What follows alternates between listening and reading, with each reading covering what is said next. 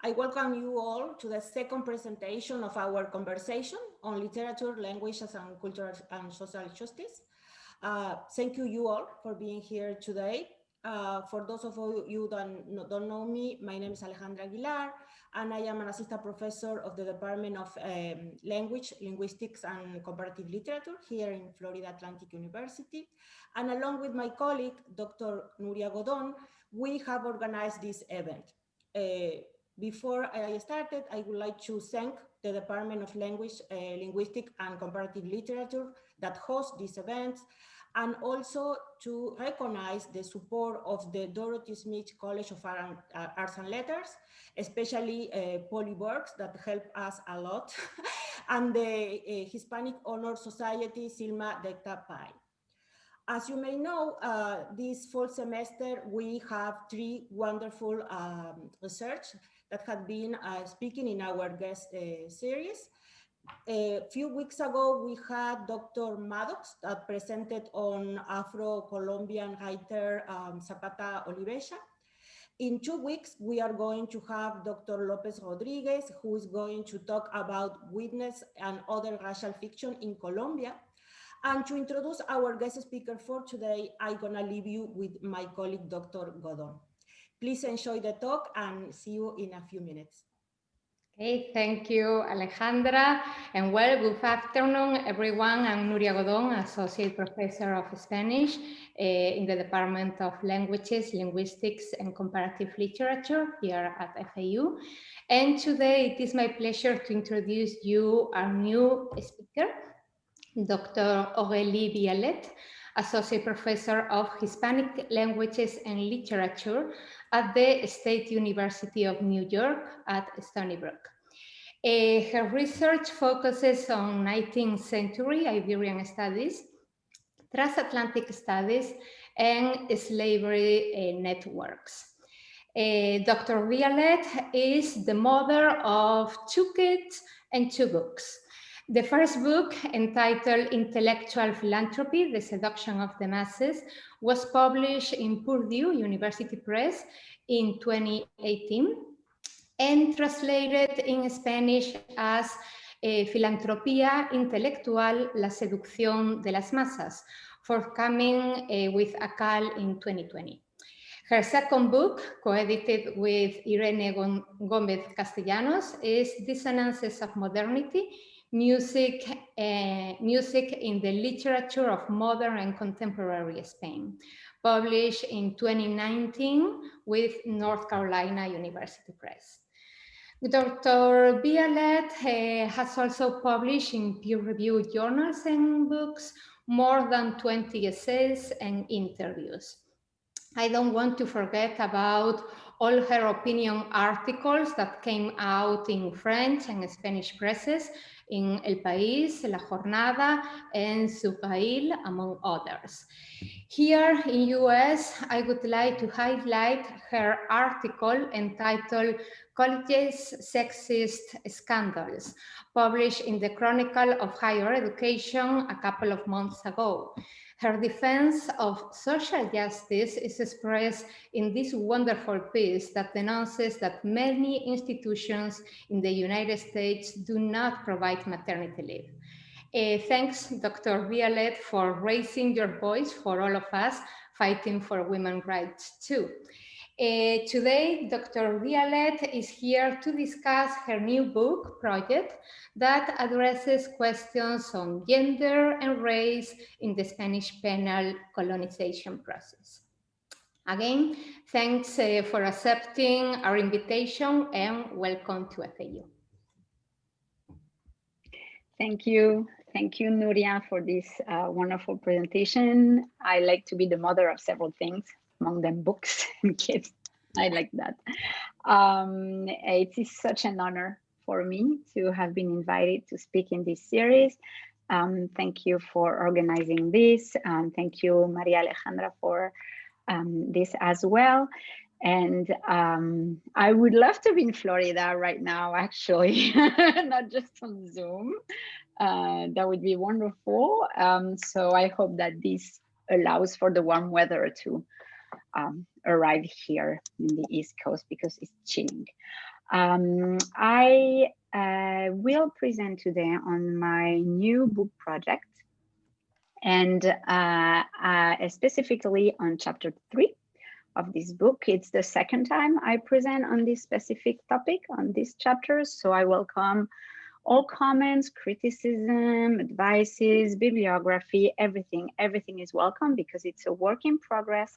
The chapter is in progress. So I know I still have a lot to think about and a lot to work on. So I really appreciate the opportunity to present my ideas today with you. And I will start. The title is Disposable Bodies. It's also the title of my book. The subtitle is Penal Colony, Race and Biopolitics in the Carceral Archipelago of the Philippines. The Archipelago Penal Colony.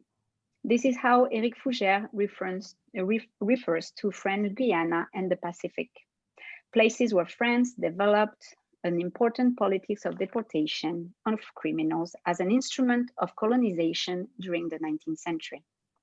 The concept of an archipelago penal colony is, in fact, also very useful in describing the ideas that the Spanish government and reformers constructed regarding the use of some of its colonial islands in the 19th century. Deportation to Spain's overseas islands was the promise of a new social order. It was not only seen as a way to clean the public space and to distance criminals or political dissidents from the population in the metropole, but it also offered a response to overcrowded prisons in Spain. This move toward deportation was also a repressive response to popular protest and was a global phenomenon. Countries started to use deportation as a means to isolate revolutionaries and benefit from their labor in colonized spaces.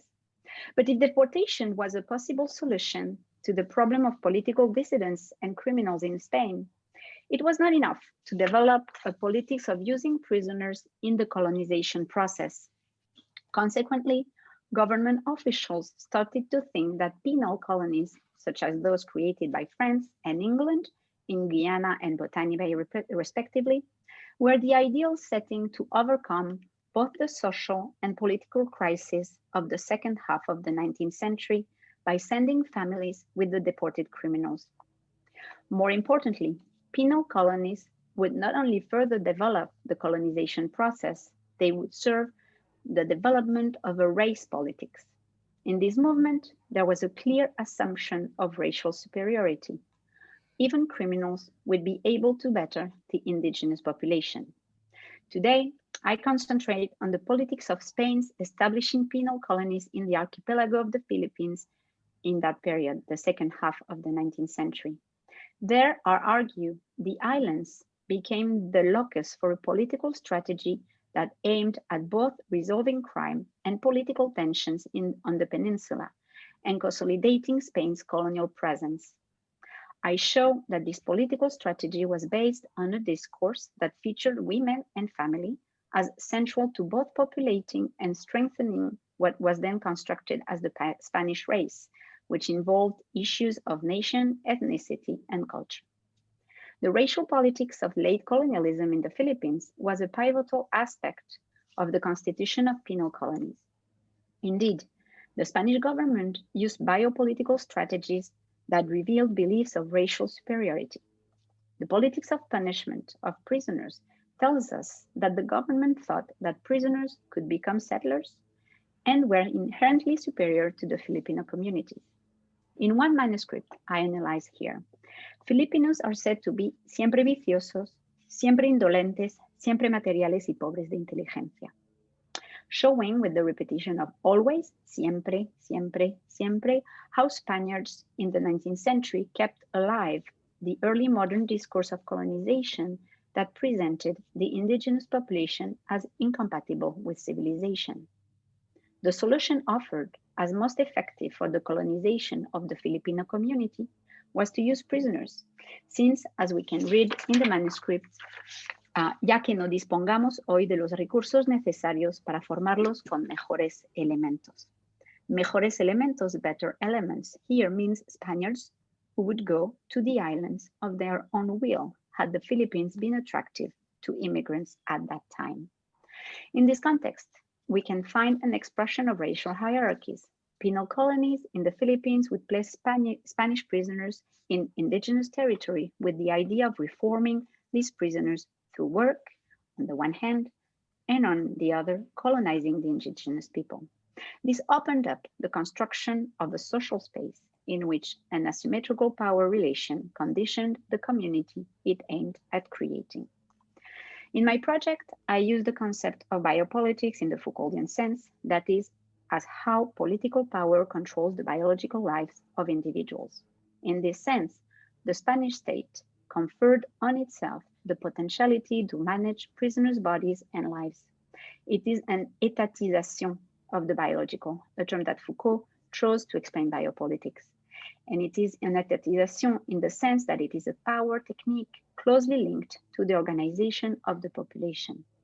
It was in the 19th century that the population became a political and scientific problem that implied the need to create regulatory mechanisms to sustain state power.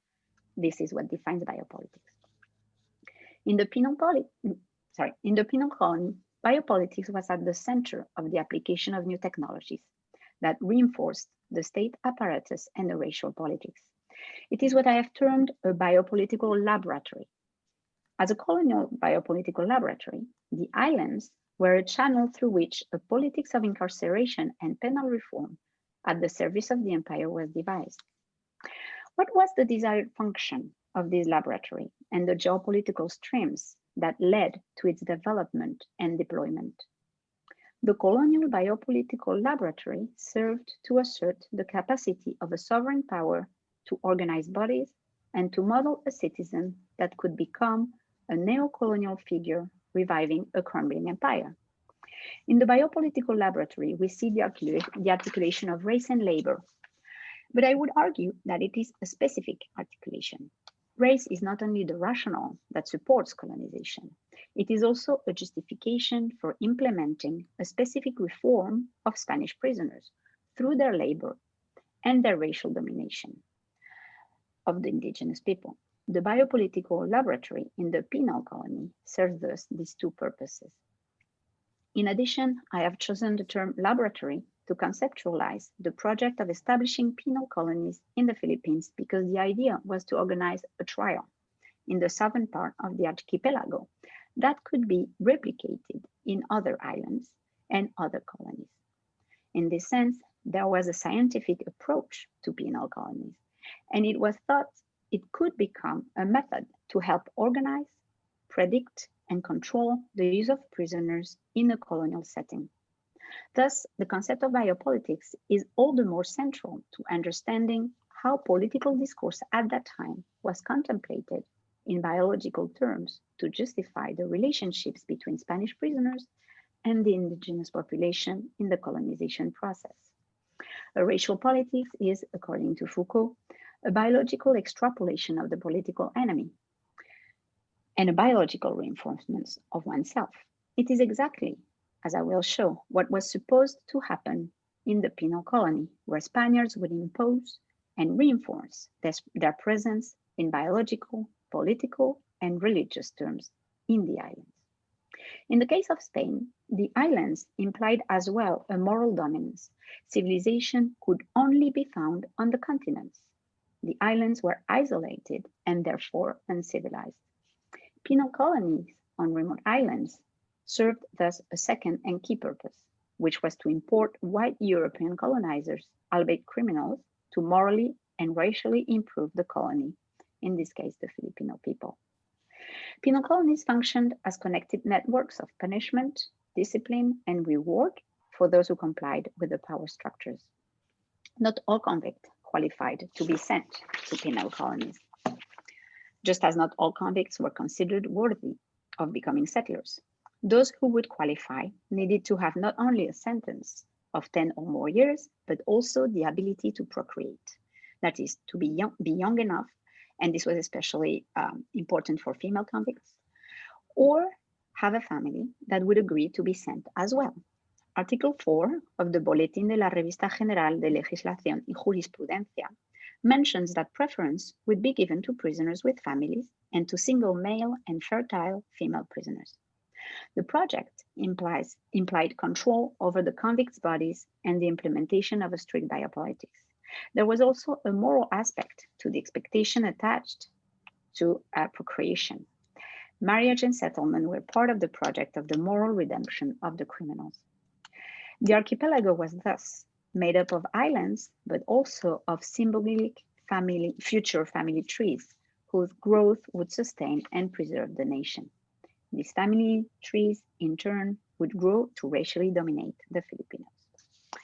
So to develop this conceptualization of the island as a reformatory space of isolation and as the locus of a racialized politics, I concentrate on the analysis of one manuscript from 1871, a document from the Ministerio de Ultramar held at the Archivo Histórico Nacional in Madrid, titled Estadísticas y Memorias de Colonización, Colonias Penitenciarias en Mindanao.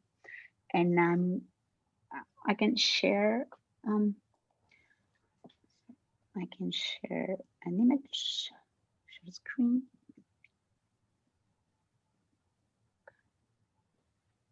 So this is what it looks like. This manuscript lays out an agricultural plan to reform the convicts and is in tune with the Spanish government's idea that the Philippines had to become a self-sustaining agricultural colony. The text mentions tobacco, coffee, and cocoa as the main wealth of the islands and suggests possible experimentos prácticos, that is, testing the labor model that the Spanish government wanted to use in the islands to see if it could be duplicated in other colonies, hence the concept of laboratory. Furthermore, penal colonies would help the archipelago sustain itself, not only through agricultural work, but also through constructional work. Every necessary step of the colonization process is designed to follow utilitarian principles that will result in high productivity and use of the land's resources. Throughout the text, one perceives a language of production that justifies using prisoners' labor. The manuscript contains several documents and administrative letters. One part was written by the prison director and is an investigation of how to better populate the southern part of the Philippines through the establishment of penal colonies. The prison director recommends that before sending Spanish prisoners to the islands, the government first tried to implement penal colonies with Indios Filipinos, and that's when he calls it a trial run. Filipinos in the manuscript are presented as guinea pigs that would serve to confirm the theory that penal colonies are economically and morally viable. On page 125, there is an explanation. Pequeño ensayo de penitenciaria agrícola con 20 hombres a fin de poder proporcionar al gobierno datos más concretos respecto al proyecto sometido a su aprobación para la colonización de Mindanao. The indigenous population would be observed, their labor would be used, and the results used to put forward a method of self-sustaining agriculture. This method, in turn, would be implemented to colonize the territory with Spanish prisoners. The goal was to prove that prisoners could be indeed reformed through agricultural work, such that los penados que den pruebas evidentes de enmienda, de laboriosidad, de obediencia bajo una atenta e imparcial observación. This, in the long run, would allow for the development of a settler colonialism.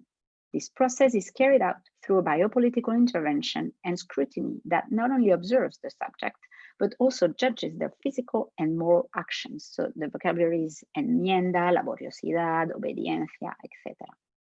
The main argument was that after the trial run, Spain would be able to send its own criminals to the southern Philippines and implement a politics of both punishment and ethnic interbreeding to eventually establish generations that would become sufficiently genetically Spanish. The project also includes data, tables, and economic outlines, and the document can be considered a blueprint for the establishment of agricultural penal colonies and for the success of a complete Spanish colonization of the archipelago.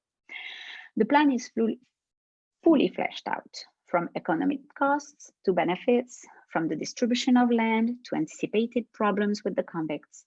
It also presents texts from administrators in a comprehensive range of colonial positions, for instance, the director of the prison, as I mentioned. And it also includes copies of letters that were sent to and received in Manila. It is an epistolary archive, or what is usually called a libro copiador.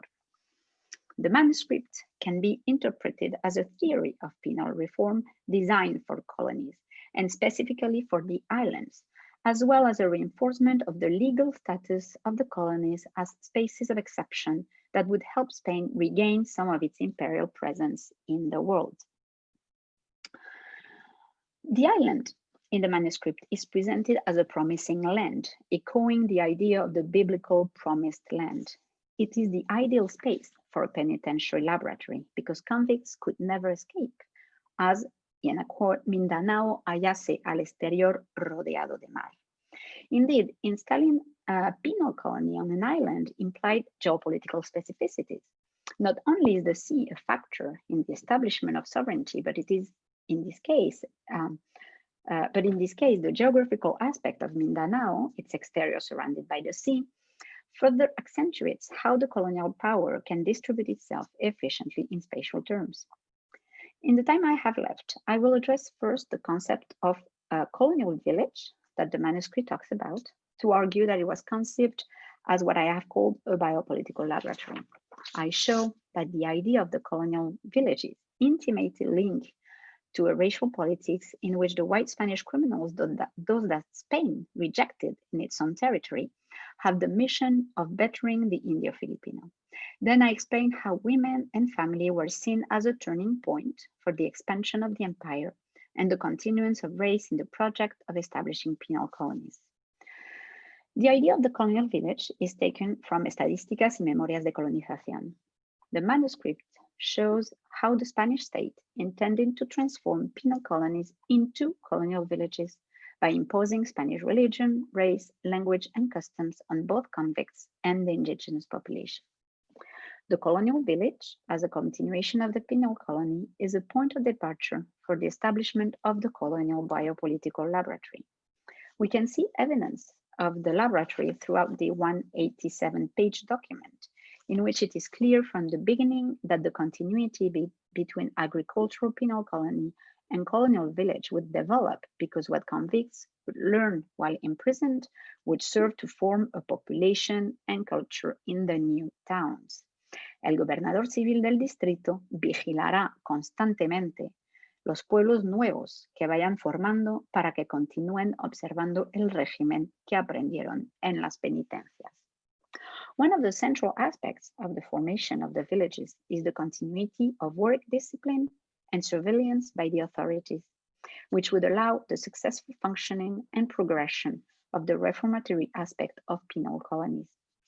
This is what the colonial biopolitical laboratory is about, to test a program of labor in the penal colonies with indigenous subjects first, Spaniards afterward, so as to be able to build the colonial presence and self-sustaining island economies.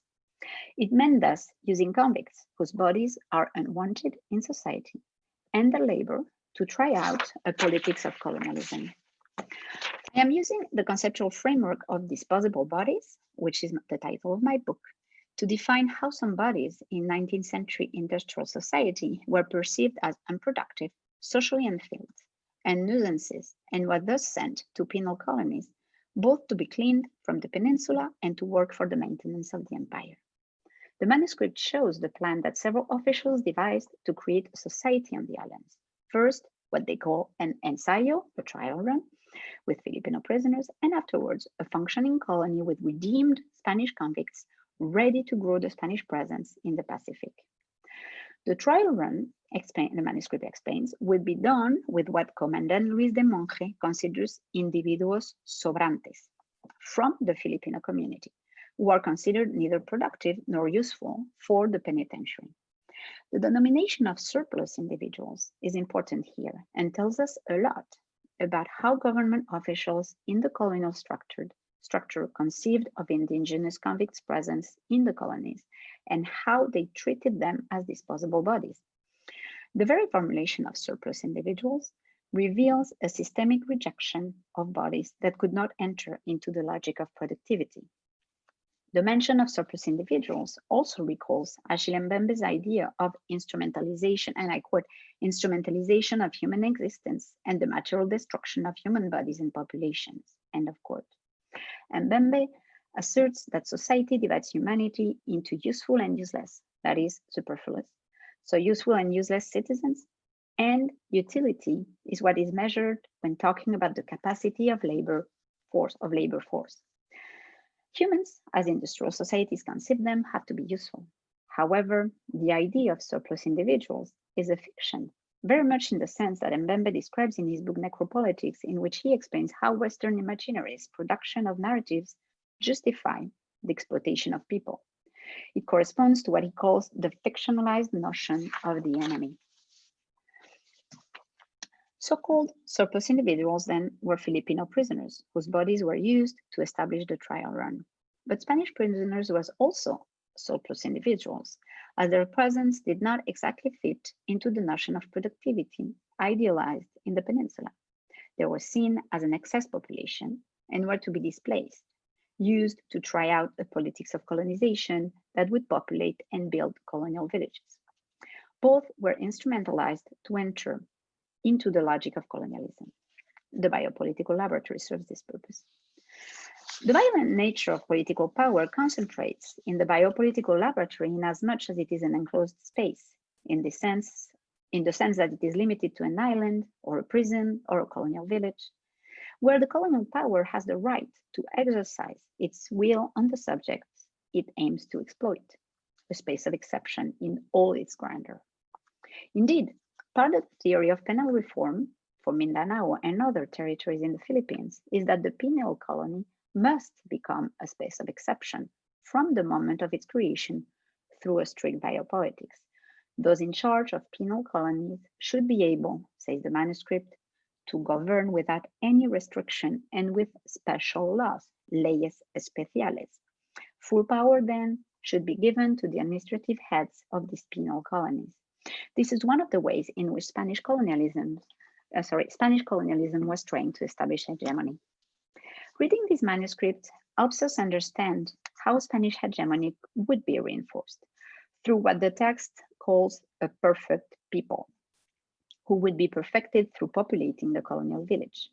Se proyecta, en fin, fundar núcleos de población que en su día constituyan pueblos perfectos.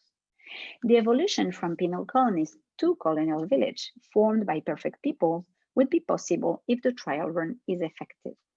Hence, the colonial biopolitical laboratory would serve to form the perfect people that this document refers to. At first, it can seem counterintuitive to want to form a perfect people with those considered surplus individuals. But to understand this idea, we need to take into consideration the strong impact of the European reform movement in the second half of the 19th century and the politics of colonization that perpetuated racial hierarchies and considered white criminals to be more worthy than any local population. In this new system, prisoners would be not only reformed, but useful, with usefulness being the most important criterion in valuing their personhood. Their labor would be included in a political economy that would concretely impact colonial expansion through working the land and the construction of roads and buildings. The result would be a people with la inteligencia y el trabajo, y formarán una sociedad. This new society that the document talks about is supposedly a future society in which redeemed white prisoners would have become colonizing agents and outnumbered the indigenous population, effectively instituting a settler colonialism. The plan laid out for penal colonization in the 1871 manuscript from the Ministerio de Ultramar considers the protection of family values fundamental and offers incentives so that Spanish prisoners would convince their families to undertake the trip with them to the island. The government, following the recommendation of Article 4 of the Bulletin, was also to favor sending single male prisoners, and furthermore follows the manuscript suggestion that single women be matched with single male prisoners. In this panorama, the presence of women was crucial for the successful development of the colonial strategy, as it guaranteed the growth of families and the growth of Spanish control in the territory.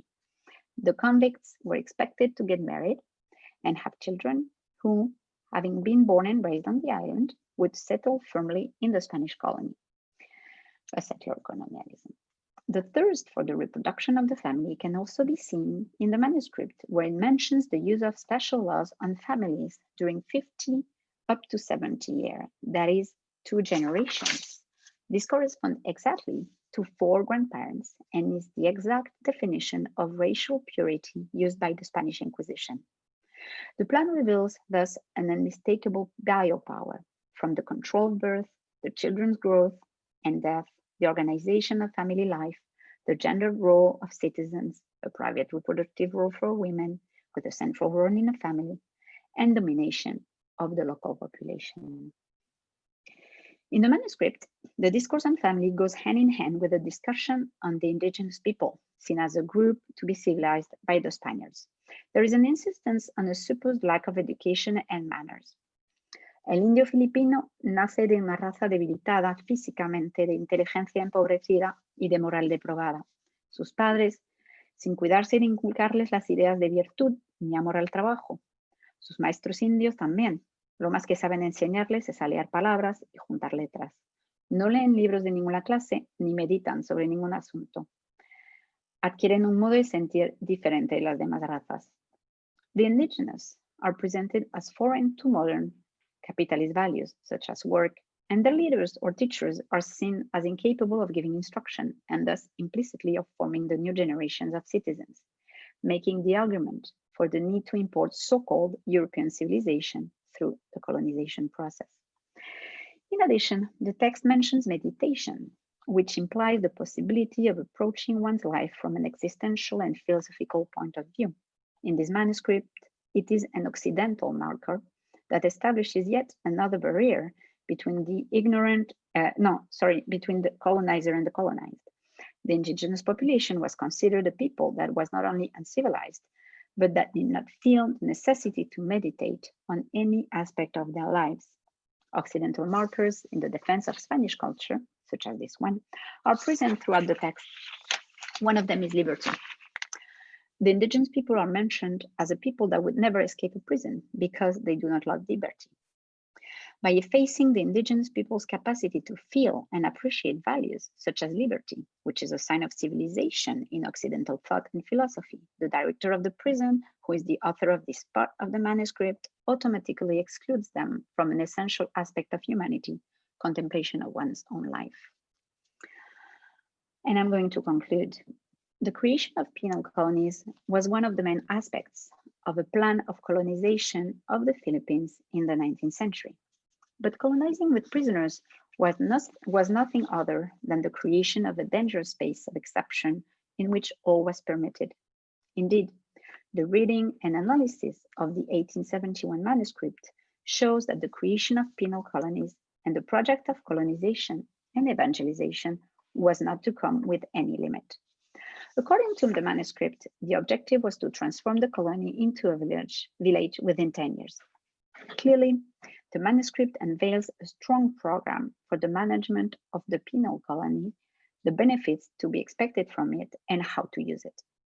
As I have shown, I hope, in the colonial biopolitical laboratory, the domestication of prisoners and the controlling of their reproductive capacities went hand in hand with a philosophy of punishment and race politics meant for the domination of the indigenous population. Indeed, the nation could only be preserved if the indigenous population was subjected and the Spanish population protected and expanded. This meant a total transformation of the colonial subject into a compliant member of the Spanish nation. The objective of the text was, without a doubt, to form populations, towns, and a sustainable colonial structure. Thank you very much.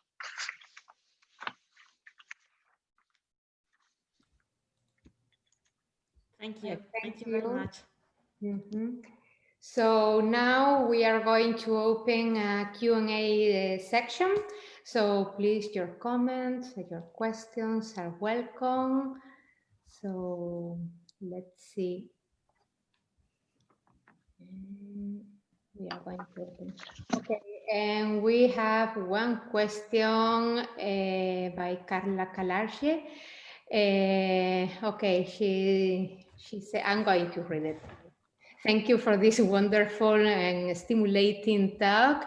I would like to suggest that the political economical logic of the Spanish project of the penal colonies distinguish between the disposable body of the narrative of the native, Filipinos and the recyclable bodies of the Spanish conflict, in the sense that the bodies of the Spaniards that deem it not good enough to continue to serve in Spain were being recycled in the colonies. And I would like to have your reaction to that.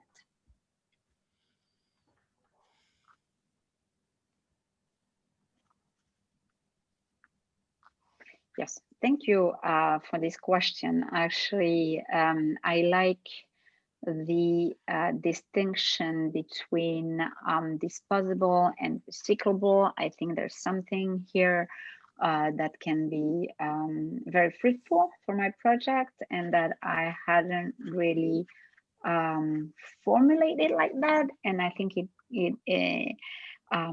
so thank you for that.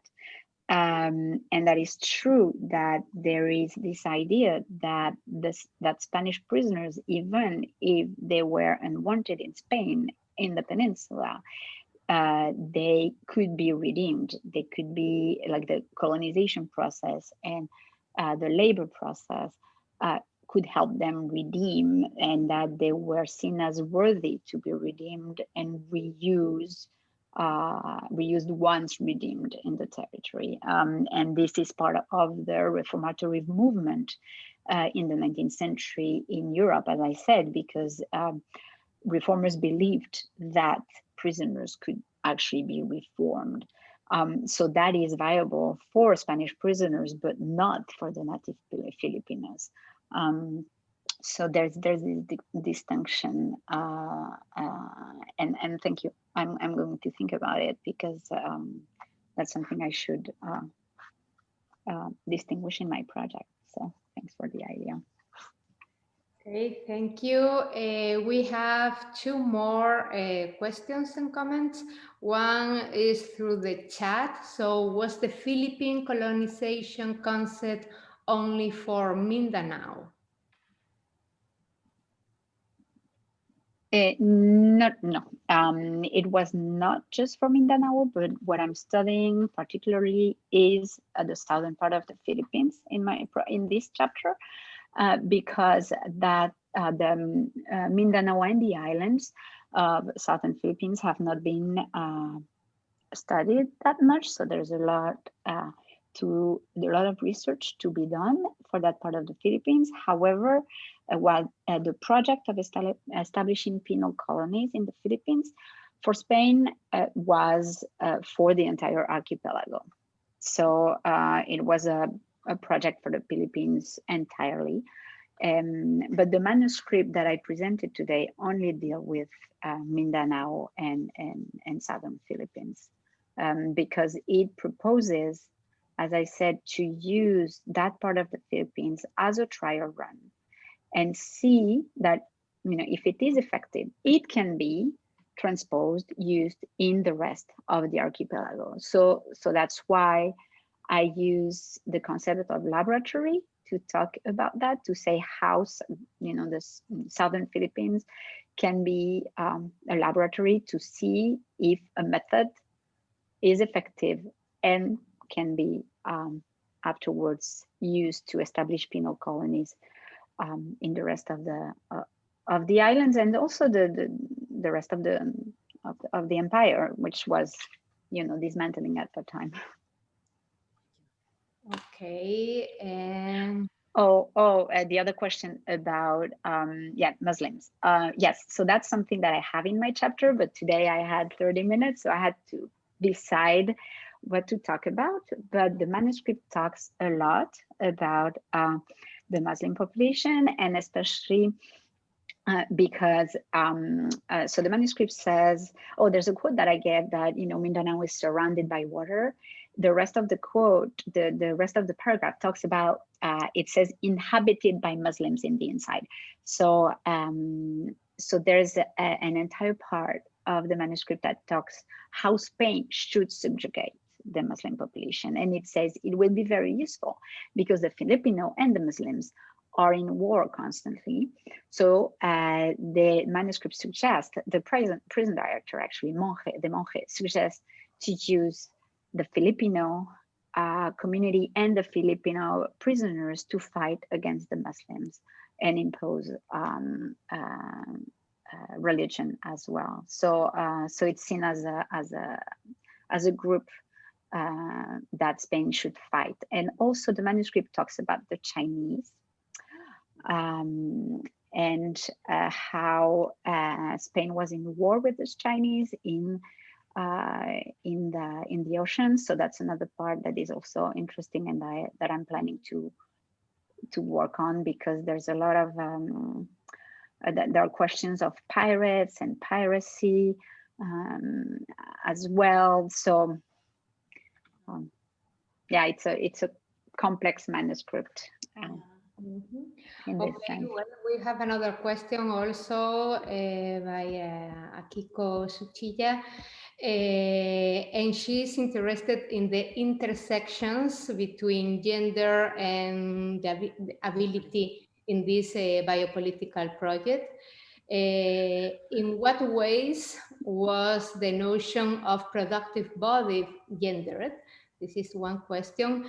How did it apply to men and to women, okay, beyond merely reproduction, since Akiko presumes not all women were able to reproduce. And also, what percentage of the colonizers were women and men versus men?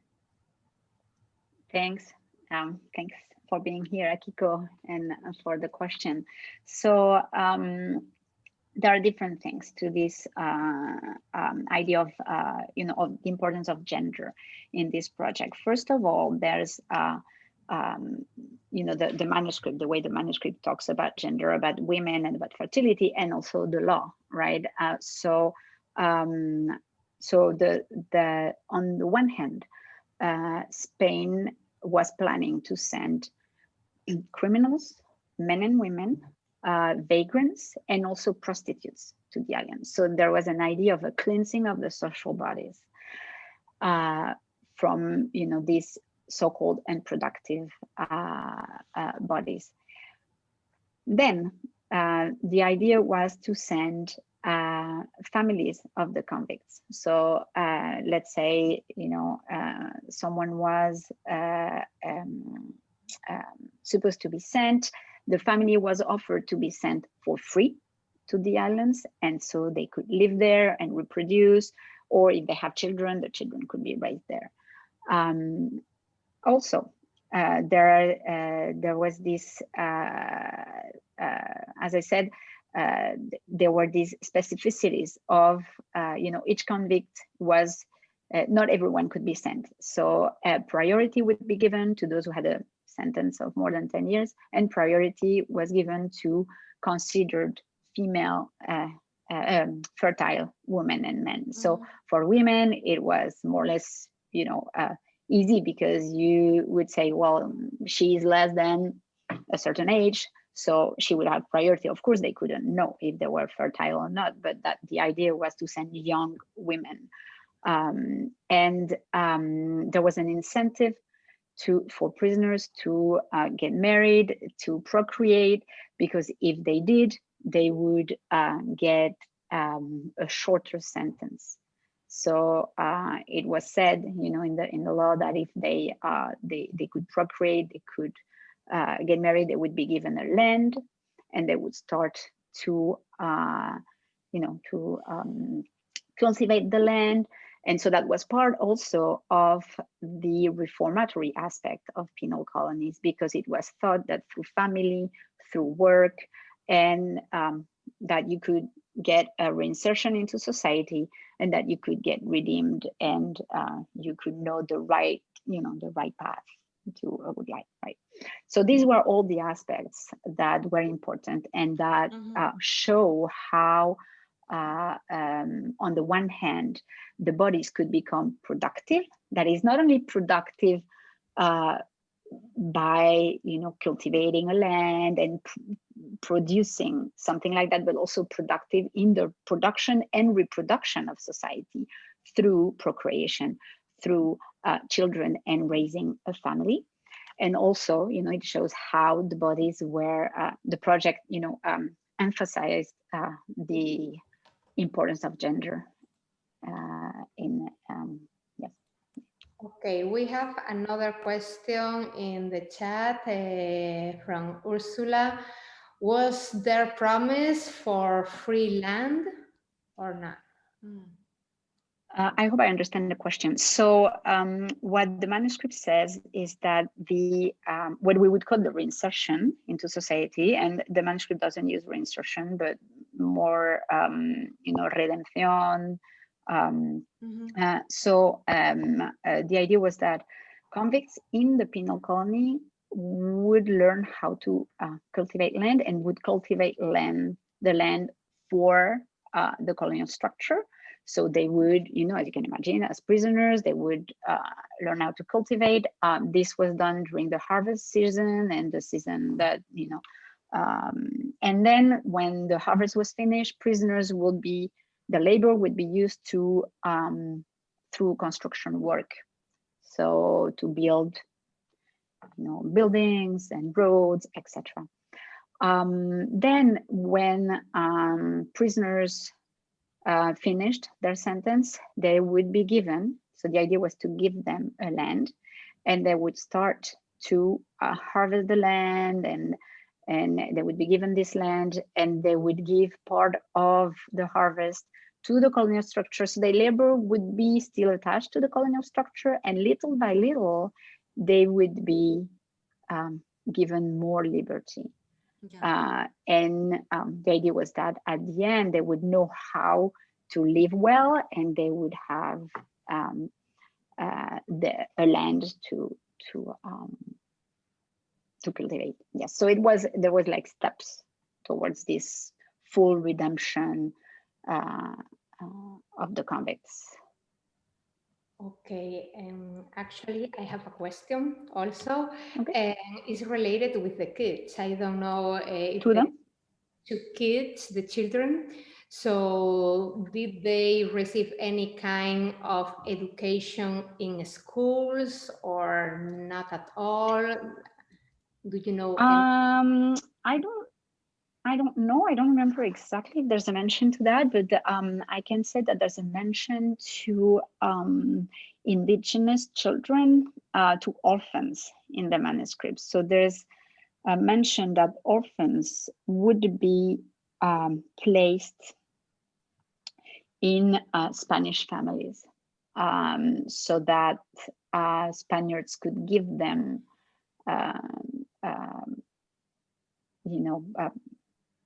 I don't remember exactly the words that are employed in the manuscript, but I know there's this mention of orphans that were to be raised by Spaniards. Okay, so and was at home. And the manuscript talks great length about education, and about how priests should teach the indigenous population. The manuscript talks also about the language. They talk about Tagalog, and about so there's a lot of explanation on the type of education that the indigenous population receive, and the type of education that Spaniards could put in place. But I don't think there's I don't remember if there's a mention. I can't answer really well your question. That's just maybe something just to explore, or to see if there is information about that or not. Ursula is also asking, were the prisoners allowed to return back to Spain after they completed their sentence? So that's a point of debate at that time. So penal colony, the establishment of penal colonies was a really important debate in the second half of the 19th century in Spain, for several reasons. First of all, penal colonies were very popular in Europe in the second half of the 18th century. So when Britain started to implement this in Botany Bay and France in the French Guiana, right? So, but then towards the second half of the 19th century, they were not at all popular in Europe, but Spain was losing its colonies, and its colonies were becoming independent in America. So it was a desperate move to maintain the empire. And also to deal with social problems in the peninsula. As I said, it would be easy to say, oh, well, all criminals, all vagrants, all prostitutes, we send them, right? So one of the problems that reformers who were against penal colonies formulated is that they said that it was equivalent to a death sentence because prisoners would never be able to come back. Because what the law said is that, okay, we will pay for the trip there, we will pay for the family's trip there, but then the convict will have, once their sentence has been completed, everyone is free to go back to Spain, but you have to pay for your trip. So among the reformers who were against, Pere Armengol y Cornet, Concepción Arenal, they argue that this will be really impossible because the trip was so expensive that prisoners would never be able to come back. So that's a really good question because that's a point of debate. Okay, thank you. There is another question. Oh, there are, okay.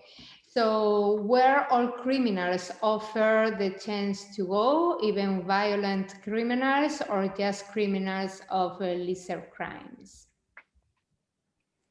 Well, not all criminals were offered to go. So since the Philippines were so far away, it took a long time to go, and for the use of prisoners to be effective, it needed to be a long sentence, right? So if you were convicted to a sentence of 2 years, you wouldn't be able to be sent. So it was a sentence of 10 years or more. So usually it's for crimes that are important. Yes. Okay.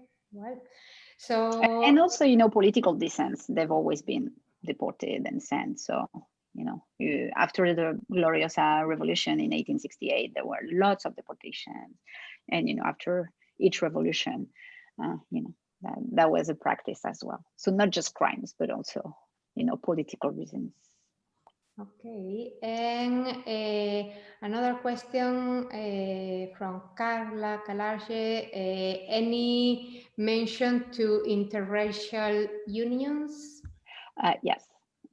So yes, the idea was to impose Spaniards and the Spanish presence. So yes, there was an idea of bringing Spanish civilization to the territories. I mean, it was just a really colonization process. Yes, in this sense. Yeah, and I guess that the Spaniards were very in favor of mestizaje. So, okay, we have another question from Ana Suarez. Were the criminals offered the chance to go? I know. Okay, sorry. No, this is very, yes. already read this question, so let me. If we have time, Nuria, I would like to have a question, because thank you very much for this amazing presentation. I think it's a lot of information. But I was kind of fascinated with the idea that you was talking about the families need to agree to travel too.